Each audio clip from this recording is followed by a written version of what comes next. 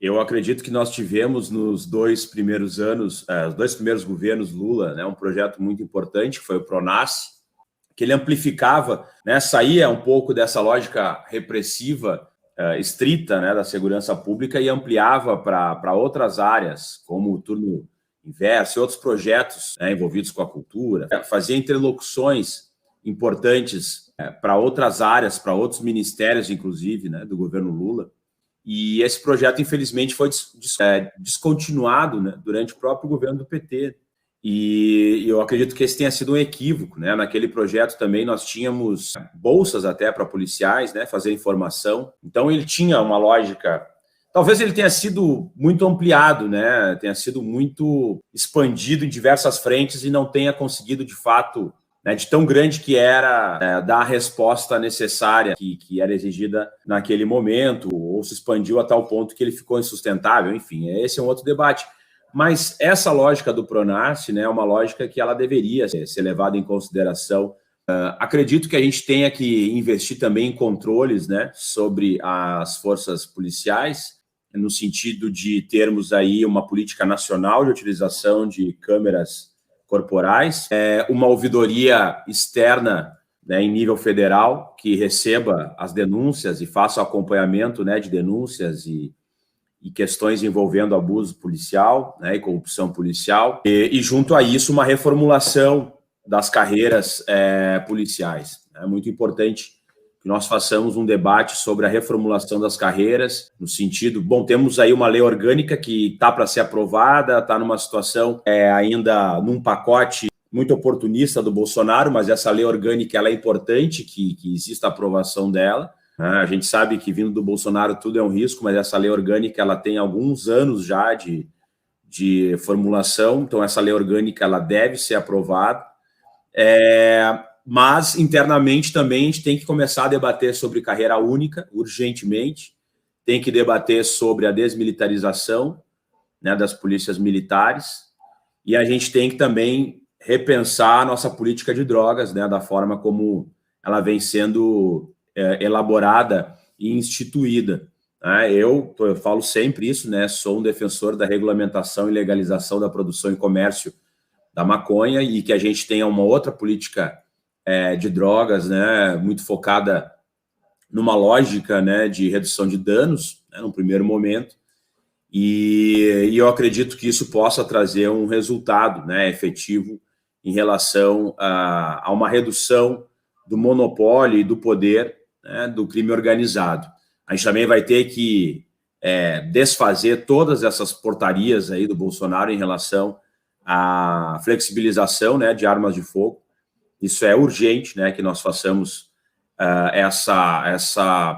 digamos, fazer de novo que o Estatuto dos Armamentos seja o nosso centro, né, e a nossa lógica em relação ao armamento, né.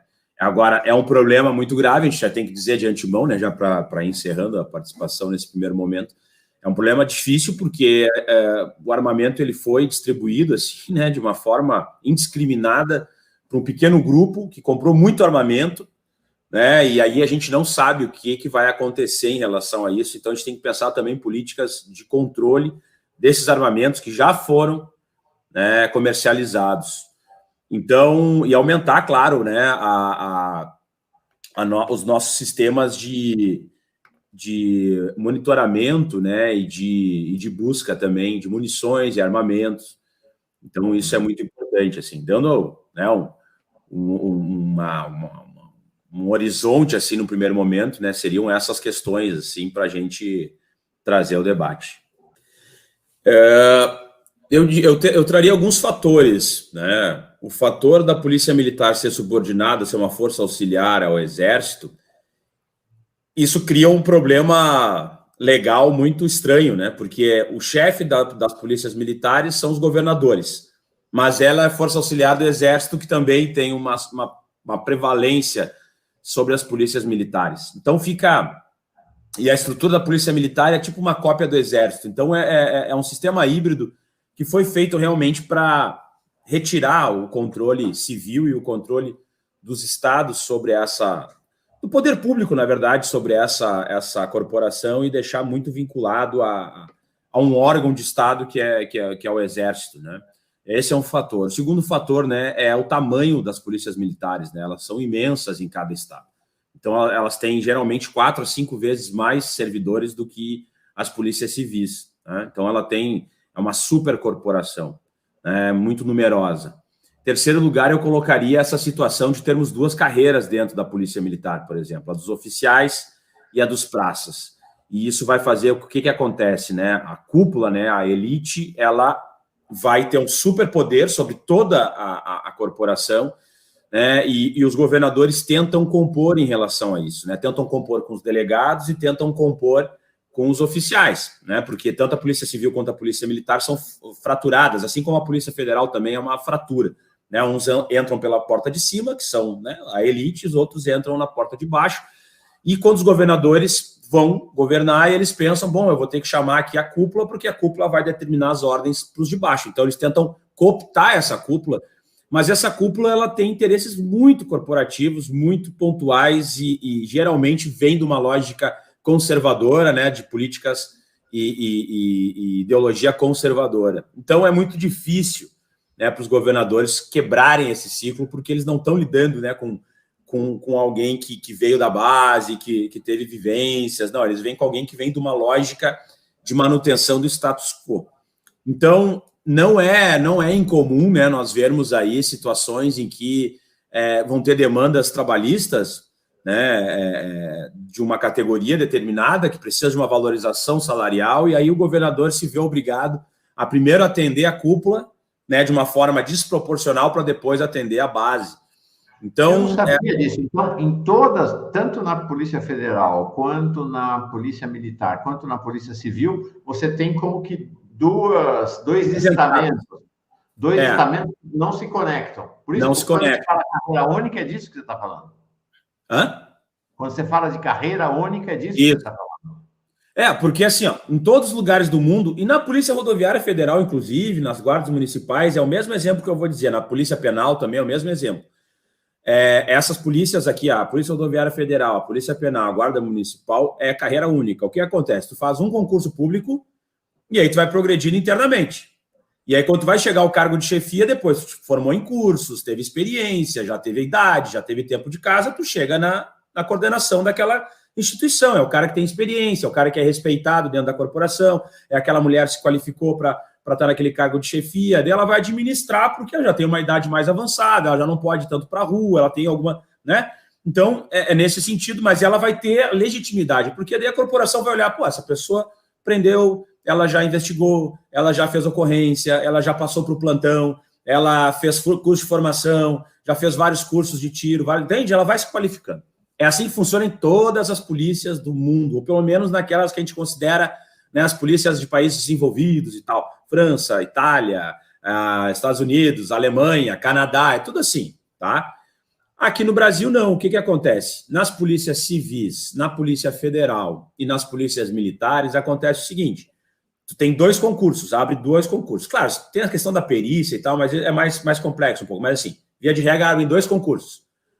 Nas polícias militares, ou tu vai ser praça, ou inicia como soldado, ou tu inicia como capitão, oficial capitão. Então, tu vai iniciar como capitão, ou tu vai iniciar como soldado.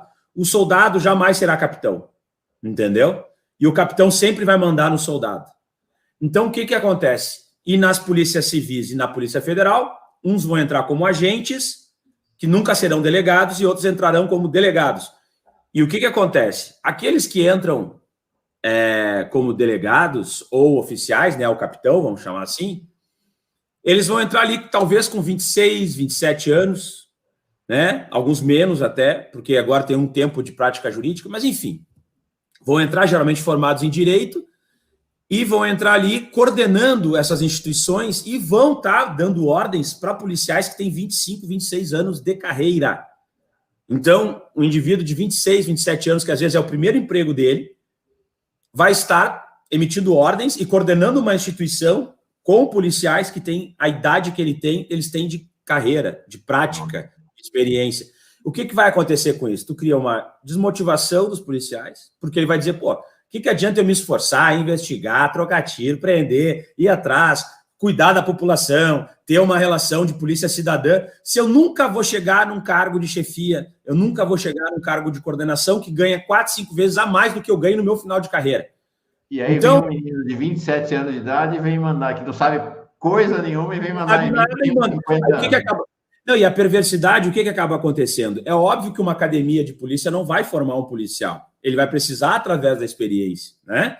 Aí o que acontece? Eles chegam para coordenar delegacias, coordenar batalhões, coordenar departamentos e se vê perdidos, porque a teoria não é a prática. Aí o que eles fazem? Eles pegam o mais antigo, né, o policial que já está mais antigo, colam do lado dele, ganhando 4 vezes a mais que aquele policial, para que aquele policial seja, na verdade, o comando da instituição. E eu digo assim, não é nada pessoal quem é oficial, que fez concurso, ou delegados que fizeram concurso.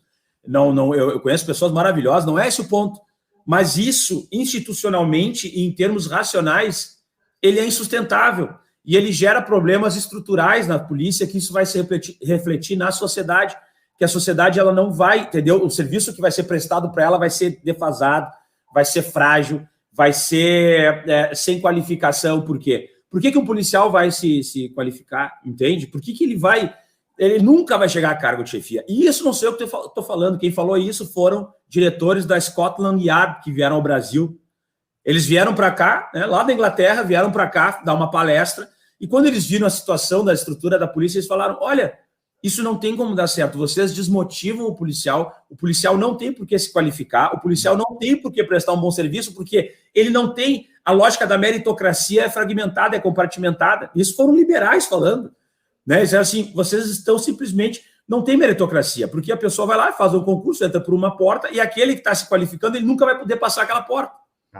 Então, é essa situação. Isso é um reflexo brutal na nossa sociedade de abusos morais internos, de situações de desestruturação das carreiras, de situação de que, por exemplo, um delegado ou um capitão, né, um capitão oficial, né, os delegados e os oficiais podem pisar no soldado e nos agentes, mas isso não acontece ao contrário, então cria uma situação assim, pode tudo e o outro não pode nada, e assim vai. Por exemplo, a gente tem aqui um Conselho Superior de Polícia na Polícia Civil do Rio Grande do Sul, tá? Que é onde vão ser julgados os casos mais graves de policiais, se vão ser afastados ou não. Tal. Não tem nenhum agente da polícia no Conselho Superior de Polícia do Rio Grande do Sul.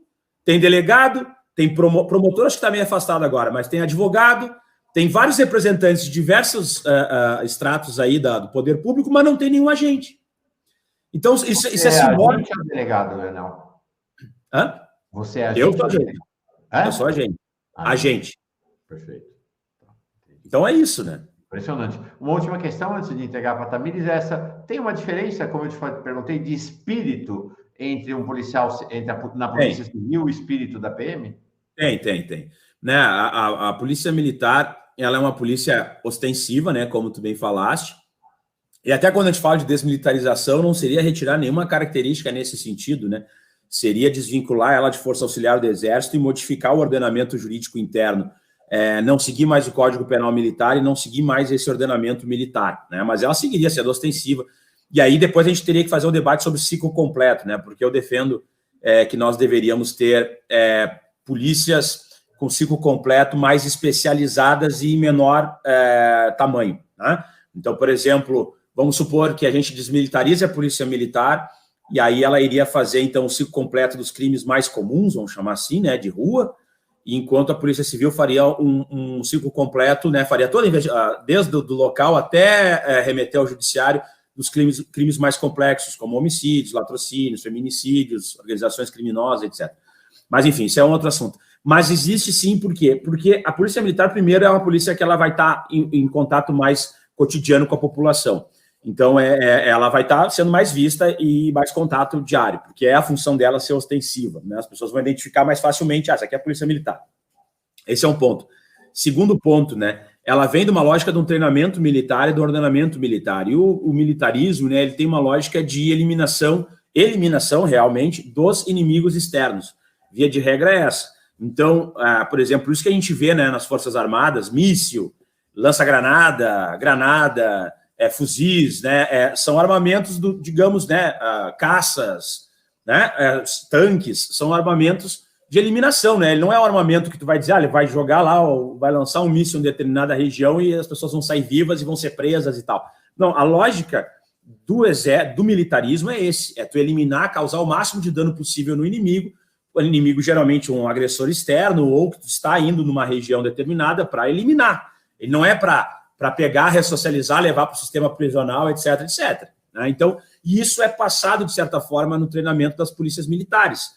Nós e eles, né? Nós vamos manter a ordem eliminando os inimigos ou entrando em combate com os inimigos. Aí entra essa questão híbrida da segurança pública aqui. Não é a função, né, tu eliminar inimigo, a função seria tu prender o elemento que está em desacordo, né, ou levar ele até o judiciário e ali vai se ter, né, entre aspas, uma pena ou uma medida de ressocialização, porque o objetivo de uma sociedade democrática é a ressocialização, é que a sociedade viva em harmonia. Então, tu cria um problema discursivo e de treinamento que isso vai ser refletido na forma de atuação dessa polícia junto à sociedade. Então, na lógica, né, do militarismo, precisa da ordem, precisa da disciplina, precisa, né, de trabalhar sempre de uma maneira ostensiva, de fato, e isso tem um reflexo.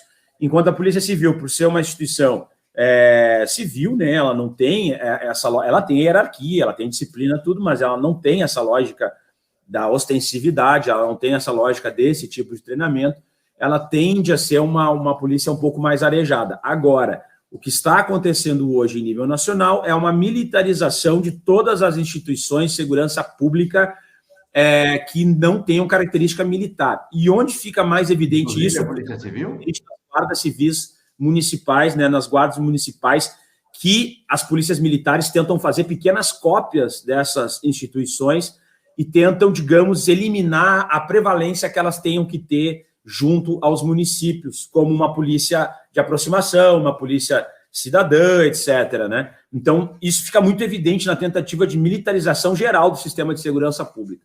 O problema é que a gente vai ter que lidar com as pautas, com questões muito corporativas, né? E a gente vai ter que tem que ter um jeito de fazer esse debate de forma tranquila, de forma clara, mandando mensagens muito corretas. Caso contrário, a gente tende a caminhar no sentido oposto. Esse é o problema. Por exemplo, né, só para dar um dado concreto, quando a gente fala de letalidade policial, por exemplo, aqui no Rio Grande do Sul já faz 3 anos, né, que não há qualquer tipo de óbito em operações policiais da Polícia Civil, por exemplo. Então, por isso que eu digo, né, a gente tem que, às vezes, analisar caso a caso, local a local, realidade a realidade, porque se a gente começa a fazer generalizações assim e começa a taxar que todas as corporações são iguais, que em todos os estados elas funcionam da mesma forma, que os problemas são horizontais. Claro, existem problemas horizontais em todas, mas tem regiões que, por exemplo, a média de solução de homicídios no Brasil geralmente dá na casa de 8% a 10%. Aqui no Rio Grande do Sul, beira 60%, 65%. Nossa. Por que, então, Leonel? Por que não tem morte aí e tem tanta solução? Eu acredito que isso passe muito por gestão, passe muito por programas que foram instituídos, sabe? Por exemplo, a divisão de homicídios foi criada pelo governador Tarso Genro em 2014 com um grande investimento. É claro, o que acontece? Não refletiu num primeiro momento, né, os resultados, mas a longo prazo, né, ao longo do tempo, hoje a divisão de homicídios do Rio Grande do Sul é considerada, né, um modelo aí para o Brasil inteiro, né? Assim como, por exemplo, nós temos uma delegacia de polícia de combate à intolerância, que também foi algo gestado lá atrás, só que foi instituído em 2020, mas era um projeto anterior, que hoje é modelo também para o Brasil, né? Inclusive, por exemplo, nessa delegacia, eu já consegui, através de articulações, denúncias e levar informações, 2 prisões, né? Um de um neonazista e outro de um neonazista também que planejava ataques a escolas e tinha pedofilia no computador e tal, mas estão tudo interligado. Mas é uma delegacia que tem trabalhado com crime de racismo e dado uma resposta muito forte, né, em relação a isso aqui. Claro, depois a gente sabe que no Ministério Público e no Judiciário tem as questões, né, que ainda não passaram por esse processo, mas os policiais dessa delegacia, por exemplo, tiveram formação nas pautas LGBT, nas pautas antirracistas, leituras, tiveram que fazer curso de formação, quer dizer, são pessoas realmente comprometidas ali, né, tem mulheres, negros, LGBT, aquela delegacia ela trabalha com a diversidade de forma muito evidente. Então, quer dizer, isso é muito uma questão de gestão, de sensibilidade, de formação, né? E que isso acaba dando resultado. Inclusive, aqui... Só uma pergunta rápida, eu caí, não sei se você chegou a falar sobre isso, que isso é uma dúvida que eu tenho hoje, assim, você acha que essa questão da vontade da gestão, ela consegue influenciar tanto a polícia militar quanto a civil da mesma forma, ou existe uma diferença por conta desse vínculo, né, e autonomia, vamos dizer assim, em relação a eles estarem subordinados ao exército e não necessariamente ao governo do estado? Eu falo isso porque eu percebi em Diadema, na prática, assim, a gente... Antes de entrar, era uma gestão, enfim, da direita enfim, a GCM estava numa lógica de policiamento ostensivo repressivo, assim, muito, muito grande. E quando a gente entrou, foi questões, assim, de semanas para mudar, virar a chavinha, assim, ó, virou a chavinha, outra GCM, assim, outra lógica, policiamento ostensivo, mais preventivo, comunitário, né, teve a patrulha, a guarda cidadã. Então foi muito rápido. Agora, não sei se, por exemplo, vamos ganhar o governo do estado aqui com o Haddad governador. Em questões de semanas, a gente consegue mudar a lógica do policiamento das polícias militares da mesma forma? Não consegue. Né? Não consegue, porque, como eu digo, é uma instituição que é fragmentada, ela é muito mais difícil, né? Porque quando ela não é fragmentada, tu consegue ter elementos para te auxiliar de forma mais efetiva nessa mudança. Porque quando ela é fraturada, o que vai acontecer? Quem vai estar lá no topo da carreira, né? Ele tem já compromissos muito fortes e a corporação acaba seguindo aquilo. Não por acaso, né? Quando a gente vê na política quem são os policiais eleitos, são os oficiais e delegados. É o comandante não sei o quê, o capitão não sei das quantas, o major não sei o quê, o coronel bababá, o delegado não sei o quê. E claro, eles estão dentro da política e vão tentar a manutenção disso a todo custo. Né? Mesmo, e aí tu acaba convencendo a base de que não, nós estamos defendendo os interesses das instituições. Mentira, estão defendendo os interesses daquela casta restrita, mas sobre o argumento estão defendendo a polícia. Né? Mas eu vejo um exemplo, eu vou dar um exemplo em relação ao governo Tarso, né, que eu vivi isso. O governo Tarso ele fez uma reestruturação salarial brutal aqui na Polícia Civil e na Polícia Militar, né, que a gente chama de Brigada Militar aqui. Na Brigada Militar, o aumento salarial chegou na casa dos 150% de valorização salarial. Na Polícia Civil, é algo do gênero também, mas mais escalonado. A Polícia Militar, a Brigada Militar teve de forma mais rápida, né, essa valorização salarial. E ele fez as promoções, assim, que estavam represadas há muito tempo, ele promoveu muita gente, foi o governador que mais promoveu. Então, ele fez... Né, junto com Territórios da Paz, ele tentou fazer um pequeno Pronace, já que ele já sido ministro da Justiça, ele tentou fazer um pequeno Pronace aqui no Rio Grande do Sul. Bom, hoje na Polícia Civil, o Tarso ele é adorado, inclusive, pelos bolsonaristas. Mesmo os eleitores do Bolsonaro votariam no Tarso Genro, por exemplo, se ele fosse candidato a governador. Então, quer dizer, ele conseguiu, dentro da Polícia Civil, ter um reflexo de compreensão e das políticas dele serem bem compreendidas e respeitadas e ter essa noção de valorização. Já na Brigada Militar, zero. Por quê? Porque o processo que o Tarso viveu foi o processo das manifestações de 2013. E o que aconteceu em 2013? Nós tínhamos grupos no primeiro momento, né, eram grupos de esquerda, depois a gente sabe que foram sendo, né, digamos, manipulados e tal, e depois a extrema-direita acabou tomando conta das manifestações. Mas no primeiro momento, quando iniciaram aquelas situações de quebra-quebra, de conflitos ali com as polícias, né, existia um problema, né, porque o governador era de esquerda, e o Haddad passou um pouco isso na prefeitura de São Paulo, né, mas o governador era de esquerda, então ele controlava a polícia militar, né, a brigada militar, e os manifestantes, em tese, estavam identificados com a esquerda fazendo manifestações, às vezes, violentas, ou pelo menos tinham indivíduos, black blocs, lá no meio fazendo ações violentas. O que aconteceu a partir dali? Aquilo foi contaminando a Brigada Militar de tal forma que era mais ou menos do tipo assim, como o governador mandava um comando de não ter excessos, de não entrar em confronto, e os manifestantes vinham numa lógica de quebra-quebra, a mensagem que ficou dentro da Brigada Militar foi que o governador ele concordava com a baderna e com saques e com quebra-quebra que existia na cidade naquele momento. E os movimentos que eram mais à esquerda diziam que o governador defendia a repressão, que batia na população e que a polícia era truculenta e tal. Aquilo gerou um caldo, resultou na derrota para o Tarso Genro. Claro que não foi só esse fator, mas esse foi um fator muito importante. E dentro da Brigada Militar, dentro da Polícia Militar, que eu conversava com os colegas e eu dizia para eles, mas vocês não estão vendo que vocês receberam X% de aumento salarial? Não, mas não interessa, ele está desmoralizando a instituição e a gente não pode deixar essas coisas acontecerem. Tu está entendendo? Então, quer dizer, aí o corporativismo, e claro, daí veio aquela lógica, não acabou, tem que acabar, eu quero fim da Polícia Militar. Então, quer dizer, o corporativismo, né, da tentativa do Tarso de tentar fazer um meio termo, de tentar fazer o diálogo entre a corporação e os manifestantes mais violentos, né, resultou em que ele perdeu completamente a Brigada Militar. Então, isso fica muito claro, assim, a situação, como a Polícia Militar, ela é muito mais difícil de tu fazer algum tipo de alteração. Por isso que eu falo, quando a gente fala em desmilitarização, isso tem que passar por um convencimento, principalmente dos praças, de que isso vai ser positivo para a sua carreira e de que isso vai ser positivo, né, para que ele não sofra abusos e tal. Porque se a gente não fizer esse diálogo, essa questão gradativa dentro da corporação, e ir só para tudo ou nada, ou vamos baixar uma normativa e tal, a tendência é que o corporativismo da Polícia Militar, pelo tipo de treinamento, pelo perfil de quem está lá, é se fechar cada vez mais, uma corporação cada vez mais violenta, cada vez mais fechada, cada vez mais militar.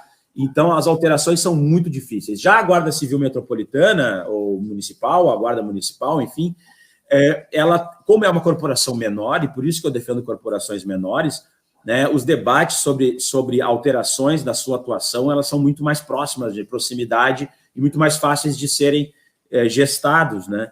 E essa tem que ser a lógica, inclusive, das guardas municipais. Elas têm um papel essencial na segurança pública, que a gente às vezes menospreza. Trata a Guarda Civil Municipal, a Guarda Municipal, como agentes que só protegem patrimônio da prefeitura. E, na verdade, não. Eles são os olhos da prefeitura, os braços da prefeitura, nos postos de saúde, nas escolas municipais, nas praças, nos parques, e a presença desse guarda civil, metropolitano, municipal, guarda municipal, eu já chamo, porque eles fazem papel de policiamento, só que tem uma lógica que nós ainda podemos, sabe, moldar para que se transforme numa força realmente efetiva de aproximação e de redução de criminalidade. Mas por quê? Porque são menores, são mais próximas ao município, elas têm um contato muito mais direto, são carreira única, desmilitarizadas, então ali ainda se torna mais fácil a intervenção, né? Assim como, infelizmente, a Polícia Rodoviária Federal,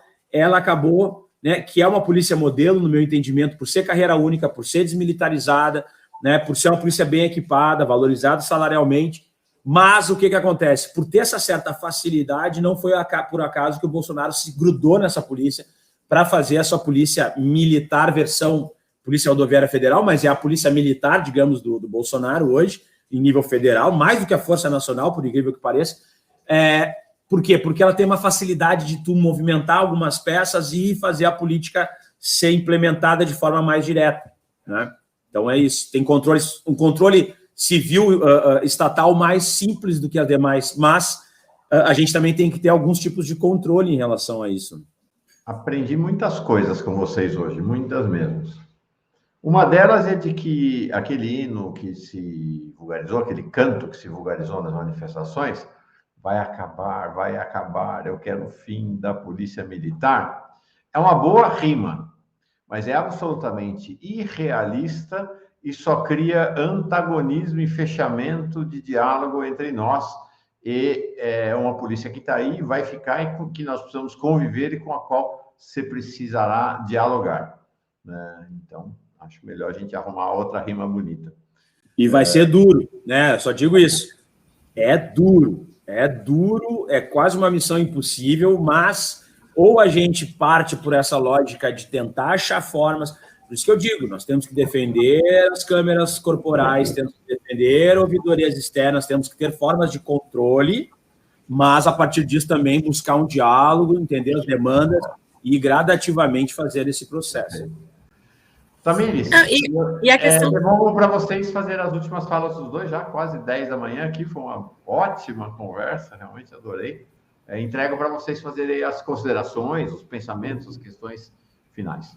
Fala, Tamires. Tá, vou falar duas coisas rapidinho antes do tchau.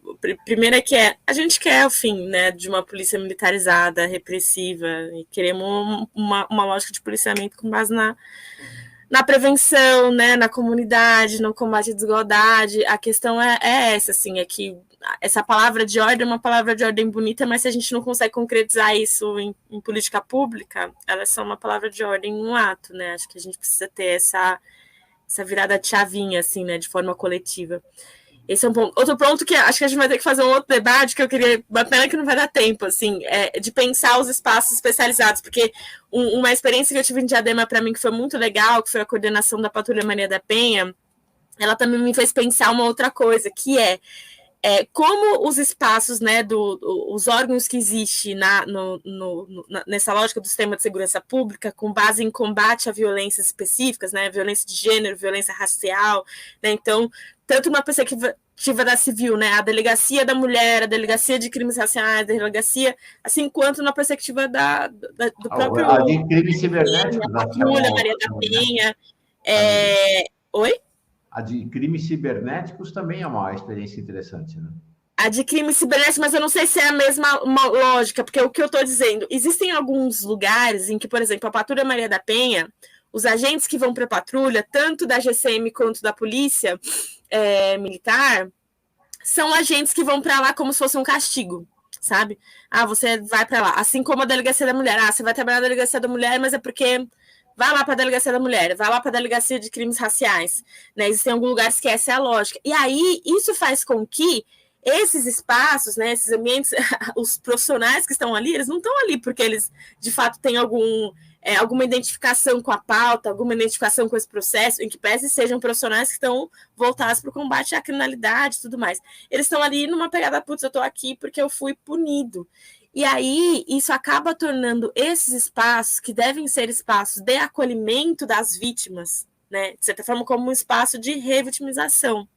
Né? Quantas vezes a gente já ouviu falar de casos de mulheres que vão na Delegacia da Mulher para fazer a denúncia de violência e elas passam por um processo de questionar, mas você tem certeza? É isso mesmo? De revitimização nesse espaço.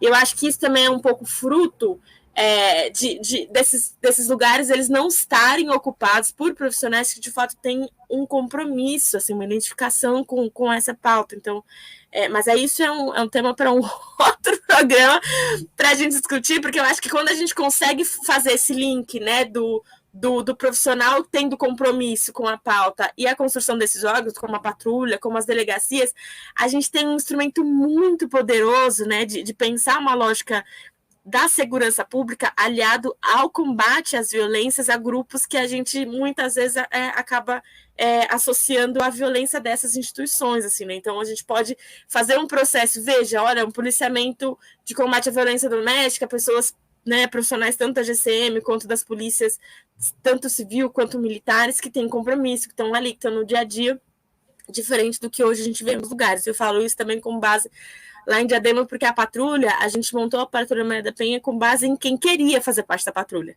sabe? Quem tinha identificação com essa pauta. E isso fez toda a diferença na lógica de como a patrulha foi fazer o atendimento à população, fazer um processo de acolhimento a essas mulheres, inclusive a como a própria GCM passou a ser vista na cidade, né, durante a implementação. Mas é isso, é um tema para outro debate. Quero agradecer, Mauro, é sempre um prazer estar aqui com você. Leonel, um prazer também dialogar contigo, querido. Espero que a gente se encontre mais vezes. Quem quiser, né, acompanhar, continuar esse debate, me acompanhe nas redes sociais, né, soutamires.sp.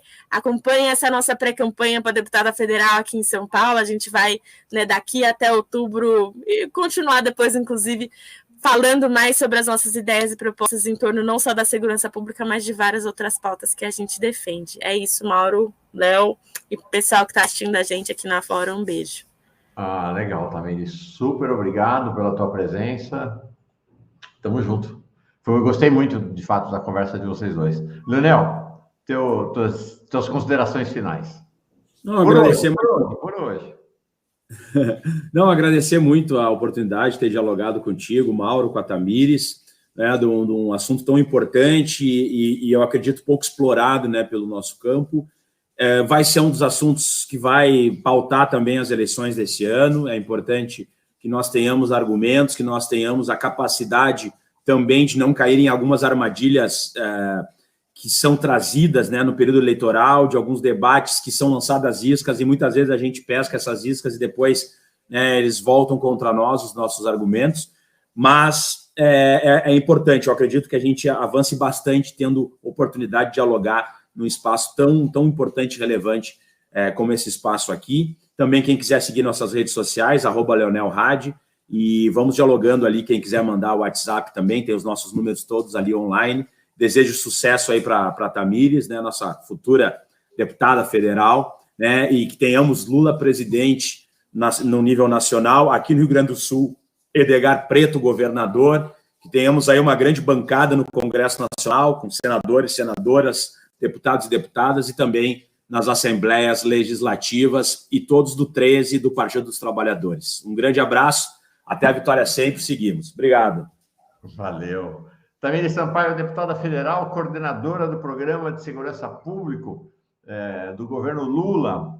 Leonel Hadi, deputado estadual, quem sabe, secretário de Segurança do Rio Grande do Sul. Vamos ver a nossa... Não, esse abacaxi não quero, não. Não me deseje o mal, né? Por favor. A gente quer estar no parlamento mesmo, né, Léo? Muito obrigado. Um beijo. Lula. Beijo.